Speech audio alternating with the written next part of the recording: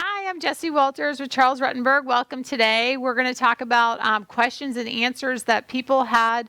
Well, actually, questions people had for real estate agents in basically in Florida, kind of about the market and just different general questions. So they're not in any specific order, but I'm going to try to answer these as best as I can. And of course, it's my opinion. I'm not an attorney, or an accountant, but I'm going to give you guys the 101 on real estate. So how should I prepare for my house for selling it is one of the first questions that I have today. So a lot of times people will have a home inspection before an actual purchaser of a home inspection. We know the market's busy, as we keep saying, and a lot of times this wasn't something that we needed to do in this market as far as right now, but this was something that really helped us, buyers find that property more attractive because you send over the actual disclosures as a selling agent, and then you send over a home inspection that's already been done. Someone's already gone through. When they already go through it, they look at the plumbing, making sure it's clean. They look at the electrical, as much as can be seen. And then you look at your air conditioner, and a lot of times, a lot of people will have their air conditioned service. They'll have a thing done right by the, an actual service contract showing that the air condition has been serviced, and they'll send this stuff over so the buyers will think, oh, well, they've really maintained it. Here's a home inspection showing that there's no leaking, and if there's any problems with that home inspection, then you can show your repairs and your bills and how you repaired it. So that is helpful. I don't 100% always say that, especially like I said in this market, that you need a home inspection prior to selling, because right now everybody wants a home so bad that they're willing obviously to pay for the home inspections. But that was one question. How do I prepare for selling it? The also thing is decluttering. You want to declutter.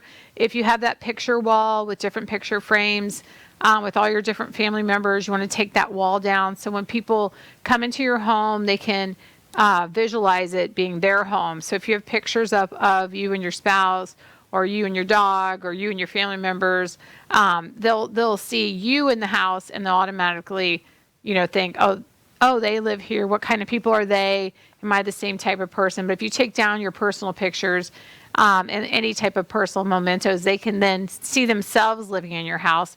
And if you're trying to sell the furniture and stuff like that, they'll actually feel more comfortable. And most of the time they'll come sit down on your couch, stuff like that, if you're actually selling your furniture and stuff too.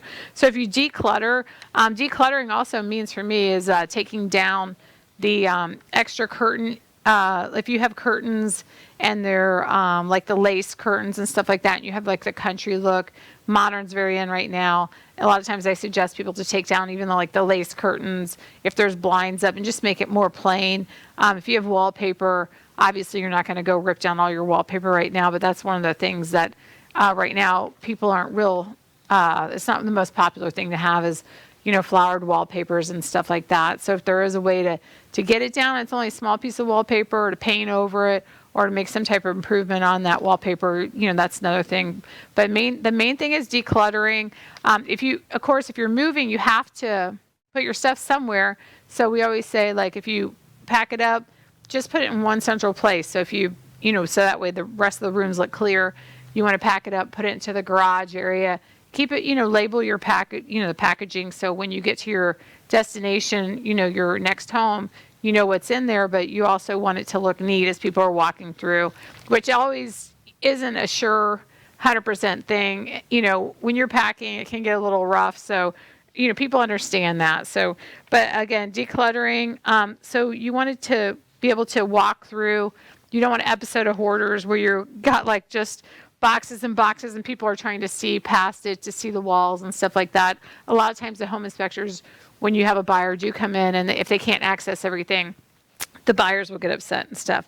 So that was one of the other questions. Should I order a home inspection? And that was they call them pre-sale home inspections. And that's totally up to you. Like I said, in this market, you don't really have to do that, only because selling is so easy right now. So as it slows, as the interest rates go up, this may be something you may want to consider if you're not ready to sell right now. And then how long will it take to sell my house? Well, it used to be 4 to 6 weeks, 2 months, because a normal close is about 30 days on on a normal mortgage. Now it can be, if someone has cash, it can be up 2 to 4 weeks. But don't let that scare you, because if you're the seller and you're selling, then that's totally up to you. That's your choice. You can control the date of sale. So if you're the seller and you want it to be out in 2 weeks, well, then you can, it's a cash purchaser. You can get an expedited title search, stuff like that. That's actually a possibility. It's no problem for the title company usually, unless there's some type of glitch. So it may take 3 weeks, but most of the time 2 to 3 weeks, they can get you out of there with a cash sale. If you need more time, a lot of buyers are willing to let you get 30 to 60 days to get out of the house. So with the market a little bit different than it used to be, because we used to say 30 to 90 days you'll be out of the house. We're now, the market's a little bit different. So the seller, again, totally in control of that selling date. So if that's your question of how long is it going to take, what's the pressure? Remember, you have the control. Your agent should be able to say, well, what date, Mr. and Mrs. Smith, do you want to be out of this house? Buyer A says they'll go ahead and work with you. Buyer B says they can't, so you'll go with buyer A. So that's, basically that's on that. So now someone else had asked, what is the selling price of my home? So that's kind of a, that's one of those things where you have to have an agent to come out and look at the house.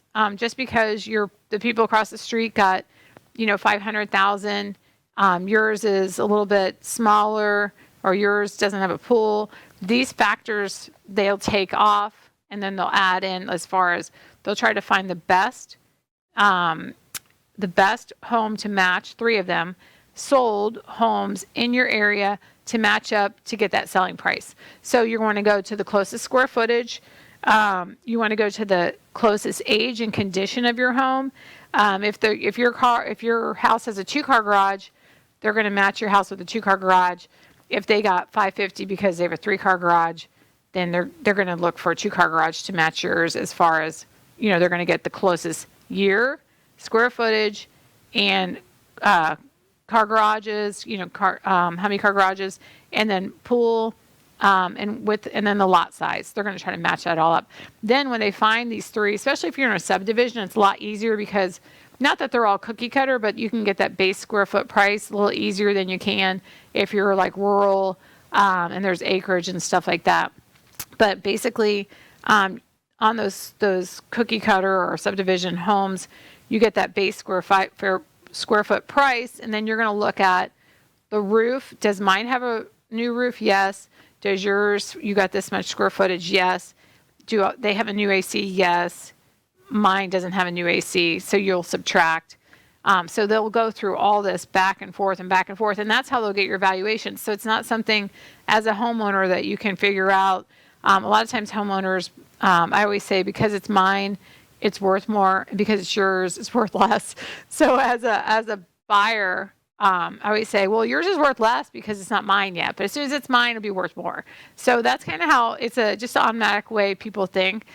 Sellers, their kitchens are always better than their neighbor's kitchen, whose are new, and so I get a kick out of people and stuff, but we're all guilty of it. I'm guilty of it too. If I was to sell my house, it's worth $100,000 more than everybody else's house on the block. But as a realtor, I know I have to wake up and be realistic and say, okay, there's going to be someone's house I can comp it out with, and someone has a new roof, and I have a new roof, and I have an old AC, and they have a new AC, so theirs is worth 5 to 8 more because they've got this new AC. But when you do the comparables, that's how you get the selling price, and it's 3 solds in the last usually 30 to 90 days. So if you look at someone last year, obviously you're not going to use that comp to find that selling price. You're going to, and especially in this market, you're only going to want to go back as close as possible to it, because the prices have increased so much, because it was, 4%. I want to say last year before that was 4%. Now the prices have gone up way more than 4%.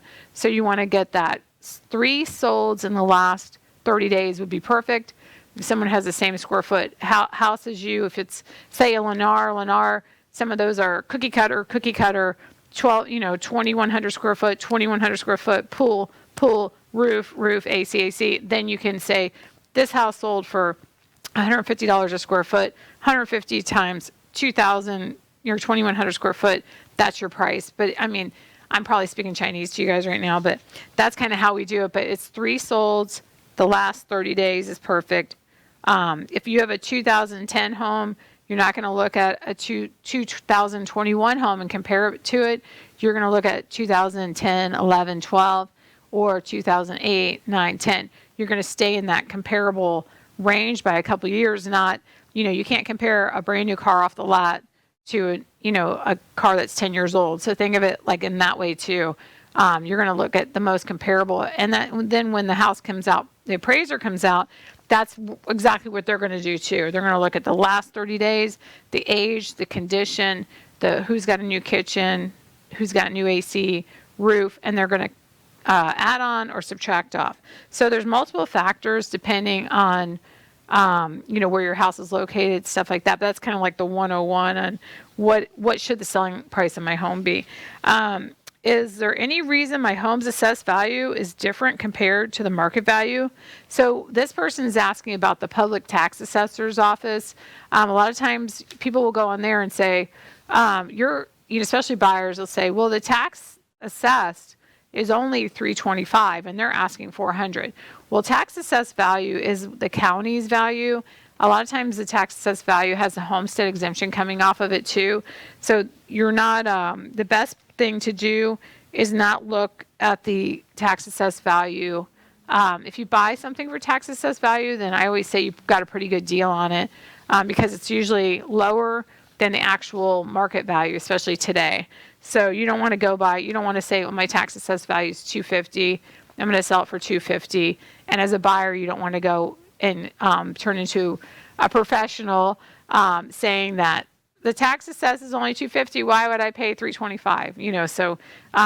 So there are two different values. So don't be confused by that. Two different values. So my next question was, are real estate prices negotiable? Well, last year I would say, yes, of course, everything's negotiable. And this year I would say I would get as close or over as asking price as possible. And so are they negotiable still? Yes. So that's a good question, because the current market situation and structure, people will still want to know if there's wiggle room. The main goal, if you love a house and you can't live without it, is to get the house. If you want to get the house, usually you want to put the bid in for over the house price. And if there's any other negotiation, I mean, I've heard some crazy stories on that right now. I've had people pay for the sellers for moving, for allowances for moving vans and moving companies to pay. We've presented offers where we'll pay for everything in the house if they don't want to move it, even though their stuff's not for sale. Like we've done some crazy stuff in this market. So, but are they negotiable? Yes, but don't. If you have a new real estate agent and they've told you that we're going to get the house, we're going to pay over, but when the home inspection comes, then we're going to ask for a bunch back. So don't worry. That's not the best advice because in this market, you have backup buyers just waiting for this situation to happen. So don't take bad advice, even though I know my real estate friends and family would never give you that advice. But, somehow I think a lot of times people watch HGTV and they see a lot of negotiation going back and forth. Don't take that as a 100% thing that you're going to get money back. So if you wanted to buy the house for $500, you bid $515 and think that when the home inspection comes in, you're going to ask for $10 to $15 because you're going to get it for that $500. That's probably not an option right now. If you ask for anything, a lot of times people say, well, just go to the next one because, I mean, for 15, 10, $5,000, you would wait an extra 30 days, even though you have to start over. So a lot of people are just saying, no, I'm not giving anything. I'm selling the house as is. Home inspection is not a negotiation period. So, but our price is negotiable. Last year, I'd say absolutely 100% yes. What's negotiable now is maybe like we were talking about, the closing date. If there is a home inspection you're not happy with, maybe there was a piece of furniture in the house you really liked, maybe they'll give you that furniture. maybe if you meet them out there at the home inspection, they happen to be home, they like you, then maybe they'll negotiate a little bit more because they put a face to the buyer. But right now, it's pretty close on the negotiations. But again, everything is negotiable. And the longer it's been on the market, the better it is for you. So that's one of the other questions in here too. But what's the first step in buying a home? We had actually next week, Delynn Gaston from the mortgage firm, she's going to come on. We're going to talk about that too. So the first, for me, the first stage would be calling that mortgage broker, calling Delynn from the mortgage firm and asking her to get you qualified. And then if you are having problems getting qualified, the plan for the future to get qualified. So that's a good question. So that's the first step before you get in the car and start looking. The first thing you should do, and don't do that to your agent and just say, no, I know I'll get qualified. It's no problem. Go get that qualification because there's a lot of things that play into that. Not only are you seeing if you're qualified for the mortgage, which you may have stuff that you didn't even realize, could be your student debt's too high, could be your medical expenses that you forgot about some bill. I've had people say, oh my gosh, I forgot a car got repoed. Can you imagine? Yeah, so you want to make sure that you get that pre-qualification letter, and then that tells you, how much your payments are going to be. And that discovery right there, you might say, well, I was going to go for $550, but now I saw how my payments are going to be. I think I want to stay around $400, even though I'm approved to $600. So that kind of helps you stay kind of in the lane that where you feel comfortable with your monthly payments and stuff like that. So it's very important. The first step in your home purchase is to go get qualified, and then we can go from there. But like I said, Delen's going to be on with a bunch of tips next week. If you guys are bored and want to talk mortgage talk, that's what we're going to talk about. So the first step is get your mortgage. If you're getting a rental, then obviously they're going to ask for a tenant application before they sign you up. It's the same thing as far as purchasing. You're going to make sure that paperwork's in place. So that's real important. And then we're going to have Delynn come in. We're going to talk about mortgages. We're going to get you guys pre-qualified. And then we're going to continue with more questions and answers. In just a second, I'm going to also tell you about some listings I have too. So we're going to go over that. And Delynn, the mortgage firm, we're going to put up her information on the next one and give her a shout out for thanking her for being a sponsor. She's great. And she'll get back to you and answer any questions that you guys have. So stay tuned and I'll be right back.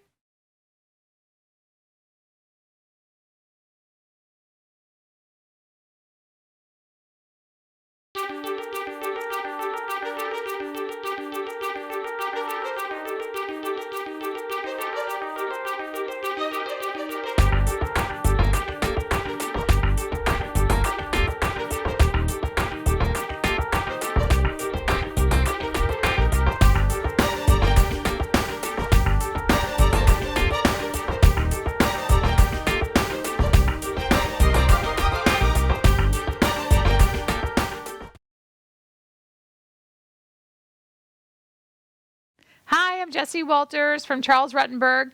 I'm here today answering questions that a lot of people had wrote in or sent messages. We did a little poll of all the different real estate questions that, normal questions that people have, buyers and sellers. So I was on the next question. Should I sell my current property before buying a new one? So in this market, a lot of people, they want to get the full as much money as they can out of the property while the market's so high. So should I sell that property? Again, we had talked about Delynn getting you pre-qualified. Do you need to sell that property before you purchase the next one? In other words, can you get another mortgage so you can move all your stuff and then to your new property that you purchased and then sell your property after? Of course, that's the easiest way. Or if you have cash and not to mess up your 401ks and all that stuff, but if you can take a loan against, your investments, and then you can purchase that property, move into that property, and then sell your old property. Again, that's going to be the easiest way to do it, as far as then you can take your time moving your things in. Because right now, if you have to put what they call a home sale contingency, it is a problem. And what is a home sale contingency? It means that I'm going to purchase your property, but I need to sell mine first to get my mortgage. So I have a bunch of buyers right now that want to do that, and we do have a problem right now in the industry because there's multiple offers, there's multiple bidding, and with that, the sellers are not picking the people that have to sell their home first. They're picking someone with cash, picking someone that doesn't have to do anything. They're just already approved. All they have to do is go through the underwriting process of their loan and purchase it. So the third or fourth person on the totem pole, unfortunately, is you if you have to do a home sale contingency. So I always ask my clients, do you have a rich aunt? And I'm quoted for saying this. You sure you don't have a rich aunt somewhere that you could borrow the money for 60 days and then sell your house and then pay her back? Most people don't have a rich aunt. I mean, I don't either that I know of, but you never know. So it's always a good question to ask if you're a realtor, just to see if someone will set them up, make it a little easier for them. But so should I sell my current property? So let's just say you don't have the rich aunt, and you want to get the maximum out of your house. You want to sell it right now, but you can't find a home, and no one's going to do the home sale contingency. What would I suggest? I would say, do your parents, I don't know how many are in your household, do your parents have a house that you could possibly stay at while your house is being sold? You move to your parents' house, and then now you're in a position where you can be one of the first, second, third purchasers. If there's 10 bids on a home, now you're in that position where you have leverage. You don't have to sell a home. But again, you have to have that relative who's willing, and you're willing to put up with each other for, maybe 6 months right now before you win an actual bid. Bidding's another thing we talked about before, how to get that bid, which, we've been successful. I would say my office, and obviously me, I've been successful with getting my buyers homes, but you have to be very patient, because sometimes we just had one go under contract, and we put, I want to say 6 bids in, and on the 6th one we got it. And not to say we didn't beat people before on the bidding.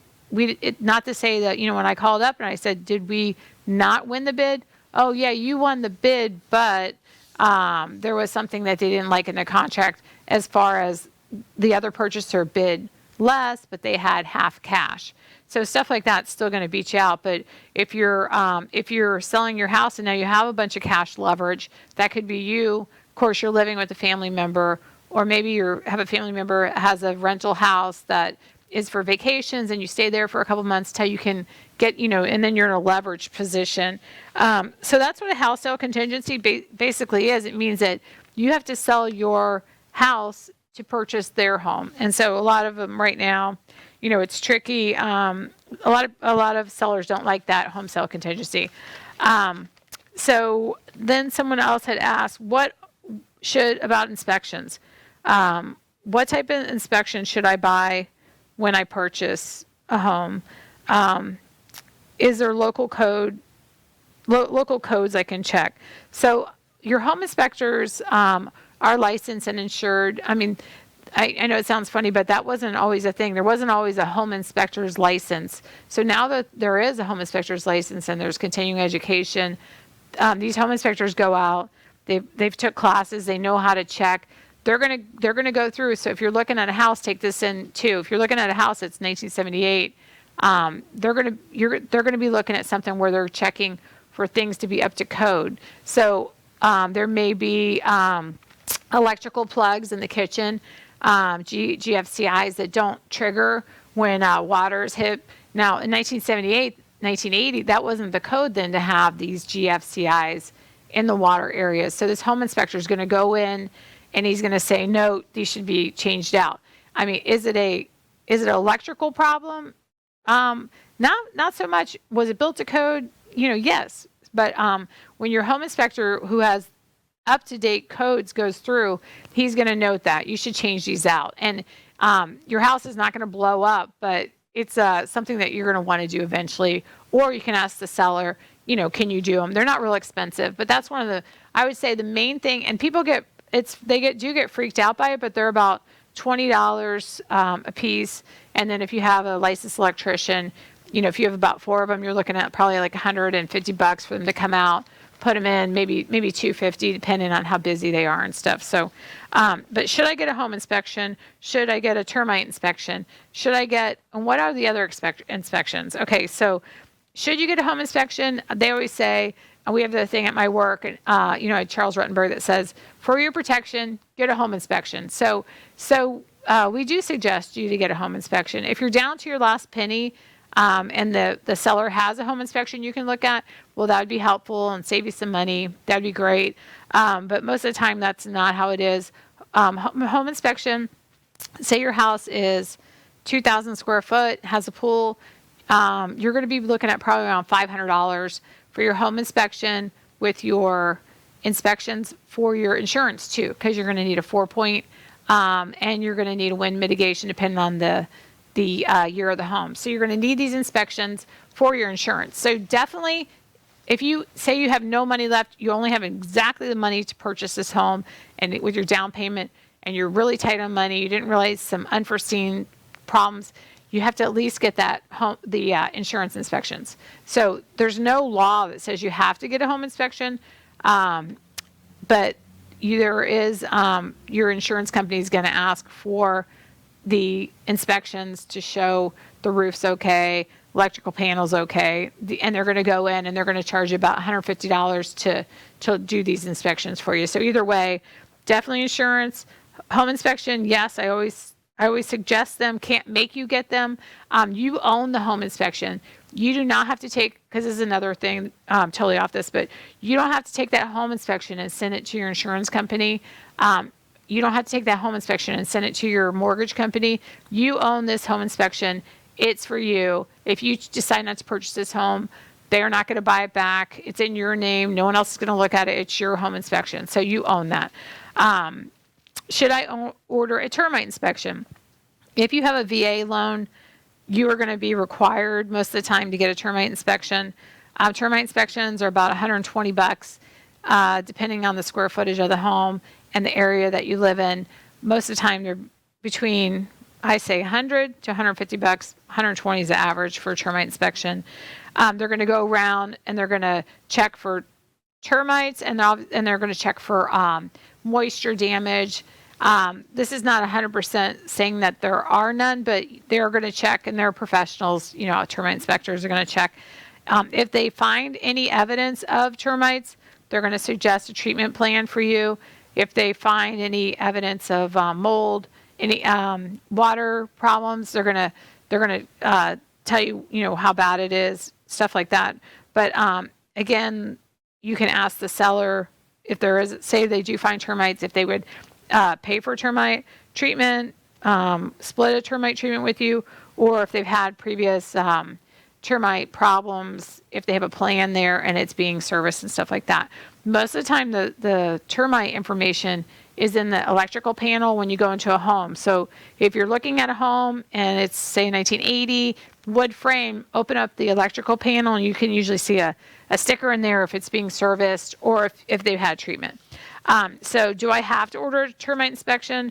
The answer is no. On VA, they usually have the seller pay for the termite inspection.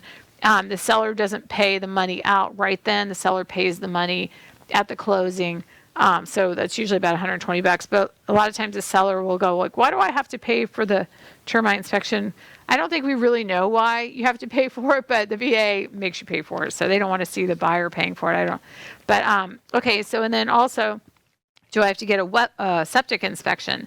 If your house has a septic tank, it's good to get a septic inspection. If someone just had the septic tank flushed out, you won't be able to get a thorough septic inspection. Septic inspections are about between $350 to $500. And what they're going to do is they're going to clean that tank, which is normally like $250, and they're going to flush it at the same time. And then they're also going to check the the runoff of the septic inspection, or of the septic too. There is quite a few septic inspection, places that do it. I would say septics are more popular in like Pasco County. You have Golden Acres, Moon Lake, and then Hudson. There's septics, and then there's also some neighborhoods like even off in Port Richey. There's septics. Hillsborough County, random, there is septics, but most of it there is in Odessa. There's septics. So you just have to ask your realtor, who should tell you. Especially if you don't know there's a septic, you should get a clue when you're hooking up your utilities and there's no sewer bill. You'll know that you have a septic then. But should I get a septic inspection? Again, it's up to you. Septics are very expensive nowadays. To put average, everything's perfect septic in, it's like about $5,000, $5,500. So it could be quite pricey. A lot, and they just changed the code, so they don't do the drain fields anymore. So if you have a problem, the septic runs perfect, but your drain fields are no good, the septic inspectors and the septic installers I talked to said the county requires brand new septic tank and brand new drain fields, and the average price is about, like I said, $5,000. So should I have a well test or a water test? So if you're in the county and you have county water, you can do a water test. You can take the water. You can go to Pasco County or Hillsborough County and get Pinellas County and get a water kit and take your own testing, or you can call a water testing company. A lot of the water testing companies are water treatment services. So, excuse me. So they're going to try to sell you a water softener. If you're trying to find out if there's bacteria or lead or whatever you're trying to find out, or that you've heard is a problem in your water, if you go to the county and get the county kits, now you have someone, the county's not trying to sell you water. They'll just test your water, tell you if there's any bacteria in it. With county water, I normally don't suggest tests because they regulate that. But with your well water, again, most of the time you don't have to get a well water test. They have treatments for well water. They have different water softeners for well water. FHA will sometimes require water testing. So that's when they're going to say you need a water tester. Just by experience, excuse me, by experience only, if you get the kit from the county and as a realtor you go and do the testing, it has to be done by a non-biased, water testing has to be done by a non-biased person. So if you're an agent, don't go get the water test, which is $9, and do the water test. It used to be you could do that like 10 years ago. Now you have to get the water service. Most of the time your mortgage companies provide you with the person that can come out, take the water test. And I have people too that take the water test. They bleach the actual faucets. They get as close to the actual where the well's coming up, and then they run the water for so long, take the test, and then they check for bacteria. They check for lead. They check for, just different things in your water and make sure that you don't have anything in it. If anything comes up and you do have bacteria, don't freak out. They know how to treat it too. They usually take, believe it or not, bleach, and they put it down the well. Then they let that sit in there. Then they let it run out, and then that bleach will basically usually kill if there's any bacteria in your well. It sounds crazy and old-fashioned, but that's how they do it. If you call them, it's $9 if you take it in, but when you have to have the people come out, it's about $150 to have them come out, and then they expedite it and stuff. So if you need help with that, just call me on that. But should I do a home inspection? Yes. Should I order a termite? If it's a wood frame, I would. Should I do a septic inspection? If you have extra $500, $350 to $500, I would. Well test, I would if it's required, but it's up to you. Water test that's again up to you guys. But it's totally your opinion too. So whatever you feel comfortable with, but those are tests that you can have done. How does earnest money work? Nightberry Title Services, Cheryl Herney is who I deal with over there, and they're fantastic. So if you have escrow money, and what is escrow money? It's the deposit that you put down on a home usually between 1 to 2%. So if your home's $250,000, you're putting $2,500 into an escrow. I know you want to give it to me so I can go shopping, but it's better if you give it to the title company and not the seller either. No one needs to go shopping until your house is sold. So take that $2,500, and you're not going to do it. You're going to give it to your agent, but you're going to make it out to Nightberry Title Services. They're going to take that money. They're going to either send it to Nightberry, or they're going to take it in and hand it to Nightberry. Most contracts are 3 days unless they write it in to get that escrow deposit. So they're asking, how does earnest money work? So it's basically a good faith to say, we want to buy your house. If you don't put that money down, the listing agent will think you defaulted on the contract. Either A, you better have a really good excuse why you didn't put that money down, or B, you got to have it in 3 days. If you give it to your agent, they'll take it in, or you can drop it yourself to make sure it gets there. A lot of my customers will drop it if they're on their way past there. So hold tight. We're going to do questions and answers, and we'll be back in just a sec.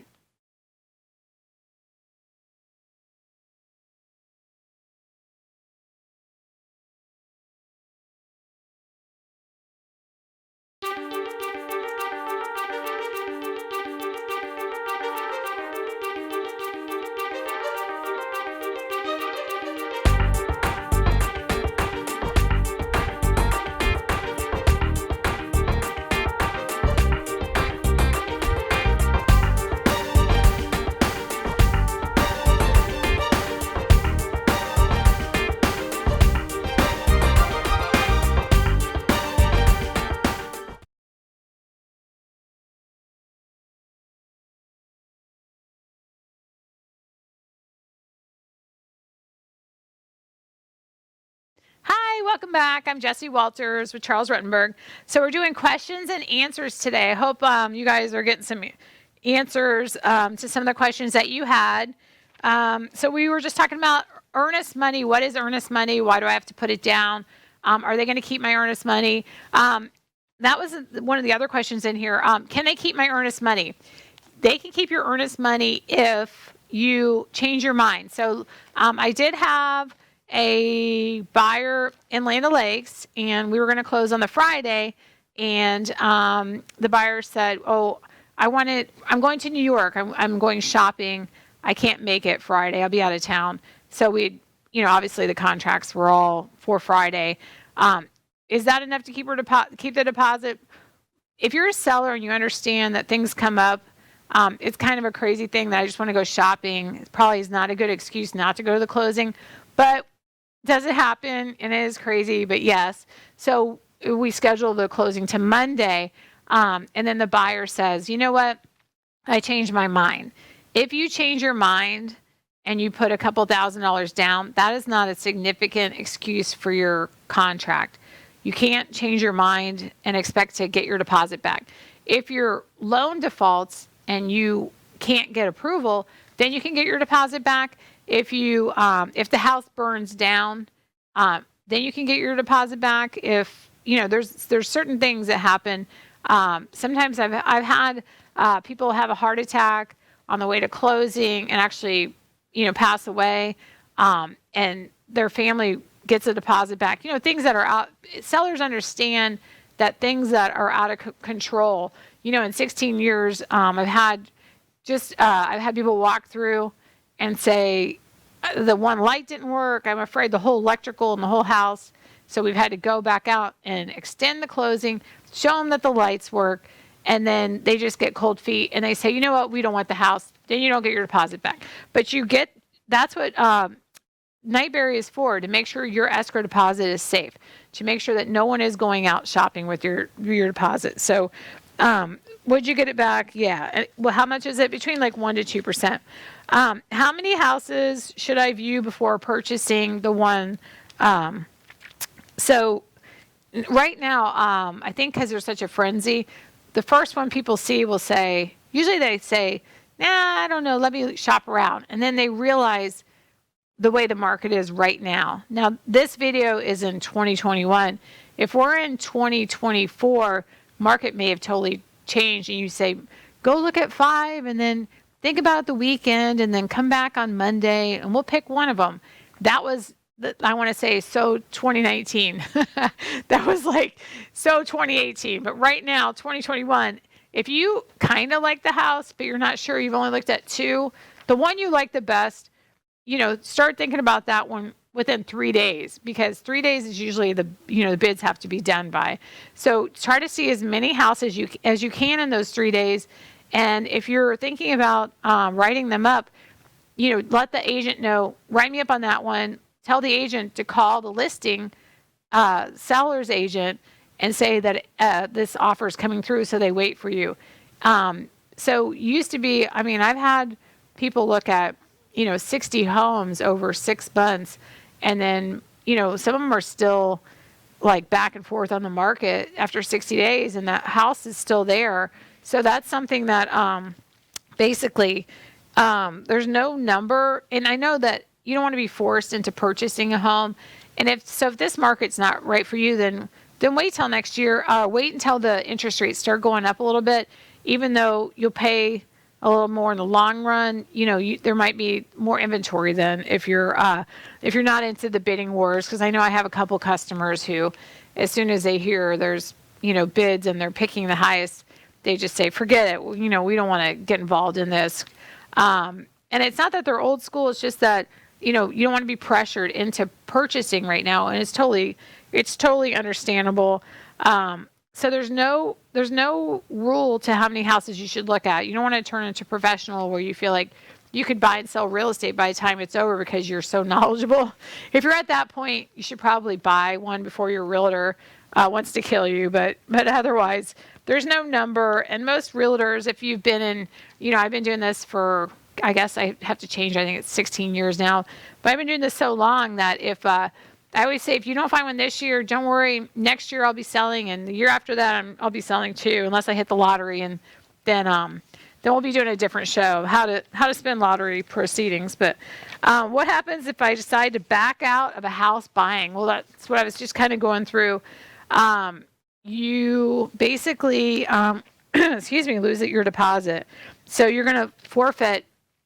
So if you were looking at a house that's $250, you're going to lose $2,500. So if you change your mind, and if you haven't put the money down and you change your mind, that's probably the best time. So it's within the first 3 days you change your mind. They'll still have backup buyers.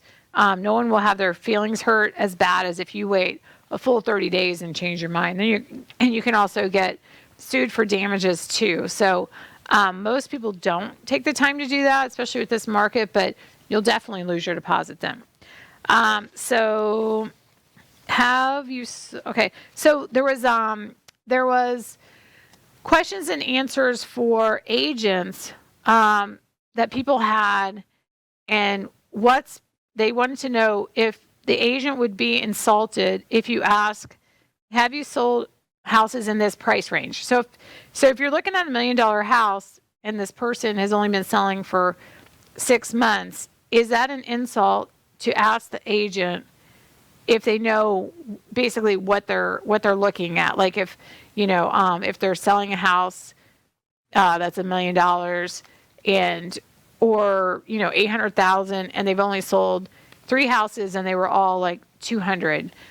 Is that an answer? I guess you could be insulted if you just started up and some agents are new and they're highly motivated and they're willing to, hit the streets and find out everything. And then there's some agents who've been around and they just, you just automatically know what you're looking for. You know what to ask, about HOAs, about CDDs, all the things that entail with the home. So, it's like with any business, the longer you've been in, the longer it naturally comes to you.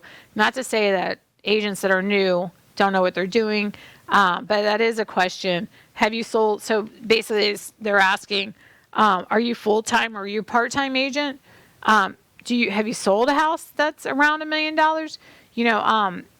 If you work Monday through Friday, which a lot of new agents, and there's 2,000 agents a month in the state of Florida right now getting licensed. So what does that tell me? That tells me that there's a lot of new agents and a lot of new agents that are highly motivated. If you're working Monday through Friday at your job and you're a weekend warrior with real estate, it doesn't mean that you're a terrible realtor. Maybe it means that you're more motivated because you're working 7 days a week, But this person's asking, like, will they know the questions? Will they know how to, if there's a problem, will they know if I have a question, you want someone knowledgeable. So it's always nice to give a relative a shot, but then it's also good to be with a professional who knows what they're doing. So I hope I answered that question, because I don't want to step on anyone's toes. But if you call me, I can help you. Even if it's $5 million, it's fine. Okay, so can I see your real estate license? So, if you know the person personally and they tell you they're a realtor, I would hope that they really are a realtor. But you can go on Sunbiz and take their name. If they have a card, sometimes the license numbers are on there, sometimes they're not. But if you take the person's card or their name and go to sunbiz.com, put their license, their name, and their license realtor should come up there, or broker should come up there. So you can double check. So you don't really have to ask them. They may be worried if you ask them, can I see your license? Like you really don't know what you're doing. You look like I need to see your license. Okay. Do I work directly with you or a team of people? So the bigger you get as a realtor, the more people you have, as far as you can have transaction brokers or transaction associates they do your paperwork for you. Unless you're a realtor, and I know a lot of my friends who've been in the business a long time. I can't take my work and delegate my transactions to someone else, because I have to have my eyes on it, because I'm neurotic like that. But there are people that have their transaction broker, transaction associates call, and they say, hi, my name's, whoever, and I'm going to be handling this transaction. Jessie helped you with the sale, but now I'm going to be getting paperwork, stuff like that. And not to say that's not a bad thing, because now I can go out and I can sell more and I can help more people. It's less stress for me, but I've never been one of those people that can take that and give, and introduce you to my team, because I want to make sure I have it exactly perfect. If there's $1,000 allowance from the seller to the buyer because we negotiated in the beginning, I have to make sure that that's at the end, that $1,000 comes through, that everybody's happy at the very end and stuff like that. So if you have a team, it's good. It's just the only thing is, I don't know if you ever learn how to do the whole thing if you start with a team. I think it's better as a realtor, not to give realtors advice, but it's better to do everything yourself in every dimension, whether it's getting termite people out there. If as a realtor, you never know when you're going to be picking up a shovel, and trying to find a water line for a well, or when you're, like this weekend, we got the truck and had to take debris out of a garage because the seller, left a bunch of debris in there. So you just never know what you're going to have to do. But I think transaction, coordinators are good. But again, they're not licensed realtors, and I prefer to hands-on everything. But some people may ask you that. So that's a realtor question. So someone asked me, am I going to work with you directly or your team? So yeah, you're going to work with me directly. I have home inspectors I can suggest, termite people I can suggest, handyman I can suggest, landscapers I can suggest, all that. But you're going to work directly with me. And then they may ask you, what are your average listings, average days on market? And if you don't have any listings, that might be a tough question for you. But if you're a realtor and you have listings, right now the average, or my average, is 3 days on the market, just so we can get highest and best by usually on the weekend, and then Monday we have highest and best. So they're pending usually within 3 to 4 days, and then the sale 30 days. So that's a good average. So what is your list to price? Like, in other words, someone's asking me, a strong list to price ratio, what, blah, blah, blah, what does it depend? What is yours? And so basically right now, like, right now, everybody should have the best list to price ratio ever because we're getting over list price. So our list price, it should be, 110%, 115%. It should not be under list price right now. I'm either getting list or far above it right now. I have some actual listings I can show you guys. I just sold for list price and over. I'm going to put those up in just a second. And then what is the best way to contact you? Obviously, my website, email, phone, text. And then, again, they are asking, do you come out or do you send an assistant to come out? Oh, here's my website. So this is my new website. I have a couple of them out there, but this is my newest one that just got updated and stuff. I have some listings on there too. Most of them I've sold. Let's see. Let me see. Bring them back up. Bring them back up, Rob. Okay. Yeah, there it is. So this one I sold for way above. Well, I think that one was like 15,000 above asking. That was a beautiful house. They had Italian murals throughout and painters. But that's in River Crossing. So I want to say that this, not to sound vain or anything, but this neighborhood, I'm going to send some postcards out and tell them I sold this house for so much above, but I feel like they should all be sending me postcard like thank you notes because this street I sold 4 on, and so I was like the VIP realtor of this street. So that's in River Crossing, and that was a great house and stuff. I also have a piece of land that's still available. Now this is something that you could use for a commercial piece of property. It's in Wikiwachi on US 19, and it's a very nice piece of property. It's kind of hard to see there, but there's a road in yellow that's the entrance, and that's commercial way they call it there, or US Highway 19. There it is. And there's a little church, they call it the Lighthouse Church, right next to it, but you can see the road coming in. That has some water on each side, so that's 18 acres approximately there, and it has a mobile home on it currently. That's a little bit more pricey. It's 2.2 million. So you got like a commercial piece of property. Somebody maybe put a storage on there, or maybe they could put an ACLF. I did have one person call that wanted to purchase it for a homestead because it's real nice. It's almost like an island with the lake, the ponds on the different sides of it and stuff. So it's very nice as far as that. But yeah, I think all the other ones on the website that I have right now, most of them are sold. But if you go on there, they're sold. Every single one of them is sold for more than. Let's see if they show up. Let's see there. Yeah, so you've got the one on the right. That's on. Okay, so the one on the left is Cherry Laurel. That Cherry Laurel that sold right at asking. So that was Jasmine Lakes, and it was $225, and that was a nice house, just a cash sale, just real smooth, easy transaction.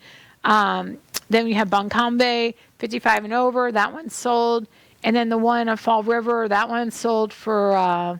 Let's see, that one was Fall River, and that they're all Fall River, but the one on the left on Fall River, that one sold for, I think like 10 over, and then there was another one on there that sold for $320 to $355. So kind of set the price on the river crossing there. Like I said, that the neighborhood should get together and throw a little party for me because I upped all the value on the whole street. I'm just kidding. Actually, we got to thank 2021 for limited inventory and then, toot my own horn at the same time. But so basically those were the questions and answers. And of course, the main one was not the main one, but one of the, full-time, part-time, how long have you been in the real estate game? How long have you been a real estate agent?